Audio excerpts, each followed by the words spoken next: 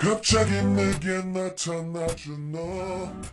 Halo teman-teman, 난 kembali 아무 lagi bersama 말도 할 수가 aku Tias. 없었지. Nah, di sini aku mau jelasin ke kalian 정말 바란다는 gimana sih cara 이야기가 menghitung 널 보는 uh, 순간 이해가 됐어. apa ini aku lupa. 매번 야야야 Cara menghitung. 널 야야야. Pertama kalian tuh harus insert dulu file yang kalian udah coding di Excel. Kalian import atau insert ke SPSS. Nah, caranya itu pertama itu import. Nah, ini pilih yang Excel ini. Setelah itu kalian bakal muncul kayak gini. Ini tuh udah aku olah, udah aku kategoriin juga di bagian ininya apa ya, judul-judulnya udah aku ganti. Nah, nanti kalian bisa ganti sendiri buat namanya, misal ini nomor atau apa, terus ini usia, ini jenis kelamin, ini pendidikan, pekerjaan, dan sebagainya. Terus juga aku atur untuk ini labelnya udah aku namain tadi, coding, data, umur, jenis kelamin, dan lain-lain. Terus value-nya juga udah aku ubah, udah ganti semua. Terus skalanya jangan lupa kalian cek dulu skalanya perlu diganti atau enggak, atau itu udah sesuai semua. Terus kita balik lagi ke ini data view. Terus kalian gimana sih caranya mau cross tabulasi? Setelah kalian otak-atik semua, udah kalian ganti judul-judulnya ini, nama, nomor, nama, usia, jenis kelamin, dan lain-lain, kalian bakal klik yang analyze ini. Nah, analyze ini banyak ya, ada report, terus ada deskriptif, statistik, dan lain-lain. Nah, kalian itu pilih yang deskriptif, statistik. Ini ada beberapa fungsi ini ada frekuensi, deskriptif, explore, dan cross tab. Kalian itu pilih sesuai yang kalian butuhin. Kalau aku yang kemarin itu yang pertama klik deskriptif dulu. Deskriptif untuk menentukan frekuensinya, terus berapa persen gitu-gitu biar bisa disesuaikan hasilnya. Untuk yang tujuan pertama di penelitianku, ini aku udah menentukan ke tujuan yang ketiga, yaitu cross tabulasi antara variabel sama data demografinya. Sekarang aku pilih yang cross tabulasi ini ya, klik. Nah, di cross tabulasi kalian itu nanti bakal dipilih di row yang pertama, yang ini row yang pertama kalian mau masukin apa, dan yang kedua itu untuk variabelnya. Nah, yang pertama ini row-nya aku mau contohin ke umurnya, umur responden. Kalian klik dulu, klik umur responden, terus kalian klik yang panah ke kanan, masukin ke row. Nah, terus yang kedua ini aku pilih yang kualitas tidurnya yang sudah diskor ya, maksudnya udah diskor gitu. Kalian masukin ke yang kolom. Nah, gitu. Terus atau yang kedua ini kan biar cepet, ini bisa diklik semua. Jenis kelamin masukin ke row, pendidikan masukin ke row, terus pekerjaan. Tapi kalau misal mau satu-satu biar lebih gampang juga boleh, nggak apa-apa. Nah, kalian ini mau pilih apa di sininya, formatnya bentuk apa, stylenya atau apa. Kalau aku udah diamin aja nggak apa-apa. Terus langsung ke klik OK. Ini ada pilihan display cluster, bar chart, atau suppress table. Nah, kalau aku biasa aja tanpa disentuh apa-apa, tanpa diklik, jadi langsung ke OK aja. Ini satu-satu dulu ya. Nah, ini tinggal menunggu. Karena ini udah ada hasilnya, kita klik aja cross tab. Nah, ini udah ada hasilnya. Nah, ini cash processing summary. Nah, ini valid, missing valid atau enggak. Kalau misal valid semua, ini ada totalnya 100%, dan kalau misal ada yang miss, ini juga berapa persen. Tapi ini udah valid semua, total respondenku 112, jadi ini sudah termasuk valid ya.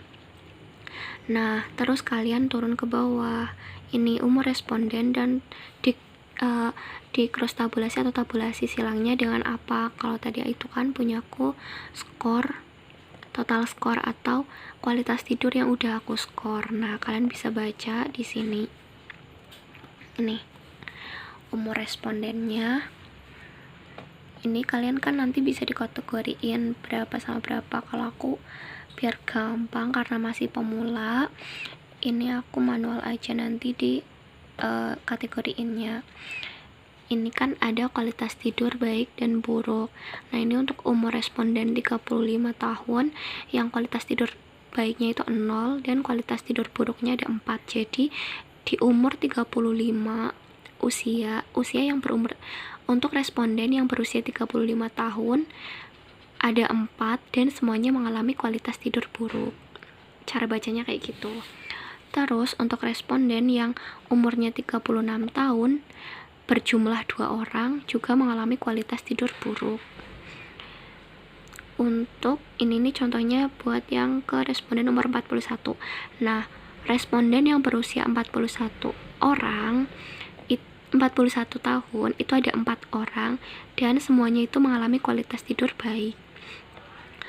Terus di ini contohnya untuk usia responden yang berusia 44 tahun ada 5 orang, yang 4 itu mengalami kualitas tidur baik dan yang 1 orang ini mengalami kualitas tidur buruk.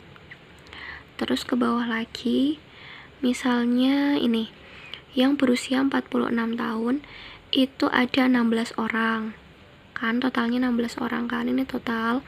Terus 11 orang itu mengalami kualitas tidur baik dan 5 orang itu mengalami kualitas tidur buruk. Kayak gitu ya cara bacanya. Terus kita kembali lagi ke yang awal. Nah, ini untuk hasilnya, ulangi. Sekarang ke jenis kelamin, dan jenis kelamin ini kita cross tab sama total kualitas tidurnya. Kita pilih lagi ke analyze, terus deskriptif karakteristik responden, terus kita pilih yang cross tabulasi. Nah, ini klik. Untuk cross tabulasinya seperti tadi caranya, kita tinggal pilih, ini boleh dibalikin. Nah, diklik, terus diklik panah yang ke kiri. Yang ini kolomnya itu tetap aja total skor kualitas tidurnya. Nah, untuk yang raw kita pilih yang mau kita cross tab dengan total skor tadi. Misalnya jenis kelamin, kita klik panah yang ke kanan, klik. Dan misal pendidikan, kita klik pendidikan, terus klik tanda panah yang ke kanan. Jadi ini ada 2, yang di raw itu ada 2 variabel, ada dua subvariabel yang mau kita tabulasiin dan cross tabulasiin dengan total skor. Kita tinggal klik OK aja, bakal muncul. Nah, ini kayak tadi cara bacanya. Di jenis kelamin ini untuk cross tabulasi case processing summary jenis kelamin dengan total skor kualitas tidur. Ini semuanya valid dengan total 112, 100% ya, valid semuanya. Terus yang pendidikan juga valid semua, 112 responden. Jadi 100% valid. Nah, ini di jenis kelamin, ayo kita baca ke jenis kelamin, di cross tabulasiin dengan total kualitas tidur. Jenis kelaminnya ada 2, laki-laki dan perempuan, ya iyalah masa lebih. Nah, di laki-laki ini ada total 55 laki-laki dengan 14 orang mengalami kualitas tidur baik dan 41 orang mengalami kualitas tidur buruk. Terus kita ke perempuan. Perempuan ini totalnya itu 57 orang dengan 29 orang mengalami kualitas tidur buruk dan 28 orang perempuan mengalami kualitas tidur baik. Jadi keuntungannya kita melakukan cross tabulasi itu mengetahui berapa jumlah perempuan yang mengalami kualitas tidur baik dan berapa jumlahnya orang perempuan yang mengalami kualitas tidur buruk. Jadi lebih detail lagi kayak gitu. Terus kita ke pendidikan. Nah, ini tingkat pendidikan juga tadi kan valid semua ya, totalnya ini. Total valid pendidikan itu 112 orang valid. Terus ini ke tingkat pendidikan. Tingkat pendidikan ini di dalam penelitianku itu ada 4 kategori. Sebenarnya 5 ya. Di sini tidak tercantum apa ya? Tidak sekolah itu ya nggak ada. Jadi aku cuma masukin ke SD-nya 0, SLTP atau SMP, SMA, dan perguruan tinggi. Nah, perguruan tinggi ini terserah kalian mau S1, S2, S3, D3, D1, terserah. Yang penting itu dia itu udah ke tingkat jenjang yang lebih tinggi. Terus ini biar kalian tahu tingkat pendidikan yang mengalami kualitas tidur buruk itu berapa orang. Ini caranya buat dari manfaat dari cross tabulasi atau keuntungan kita melakukan cross tabulasi. Berapa orang sih yang mengalami kualitas tidur buruk sesuai dengan tingkat pendidikan kayak gitu. Ini bisa dibagi-bagikan. Kita udah tahu SD yang mengalami kualitas tidur buruk itu ada 2 orang dan yang mengalami kualitas tidur baik itu 0. Jadi pendidikan SD itu respondennya 2 orang dan semuanya mengalami kualitas tidur buruk. Lalu kita ke tingkat pendidikan SMP itu ada 4 orang dan separuh-separuh itu mengalami kualitas tidur baik dan buruk. 2 orang baik, 2 orang juga buruk. Terus rata-rata atau mayoritas respondenku dalam penelitian ini itu pendidikannya SMA dan mayoritas dengan tingkat pendidikan SMA sebanyak 53 orang itu mengalami kualitas tidur buruk, sedangkan 32 orang yang berpendidikan SMA itu mengalami kualitas tidur baik. Terus ada juga dari orang yang berpendidikan perguruan tinggi itu sebanyak 21 orang dibagi yang mengalami kualitas tidur buruk itu 13 orang dan yang mengalami kualitas tidur baik ada 8 orang. Ini keuntungan kalian melakukan cross tabulasi. Terus kita kembali lagi ke hasilnya ini. Nah, tadi yang belum di cross tabulasiin ini masih banyak ya. Kita contoh lagi ke pekerjaan dan lama penyakit. Pekerjaan dan GDP. GDP itu glukosa darah puasa atau kadar gula puasa. Jadi dia itu setelah puasa 6 jam dia baru bisa dicek kayak gitu. Karena penelitianku itu kualitas tidur pada penderita DM gitu. Ya udah, kita klik aja ke pekerjaan, klik analyze kayak tadi, diklik deskriptif, terus pilih yang cross tabulasi. Nah, yang ini kita balikin lagi, klik ke kiri, yang pendidikan juga klik ke kiri, terus kita pilih ke pekerjaan, klik, terus pilih panah yang ke kanan, masukin ke row, terus kadar glukosa darah puasa juga klik, pilih panah yang ke kanan. Oke, setelah itu kita klik OK ya.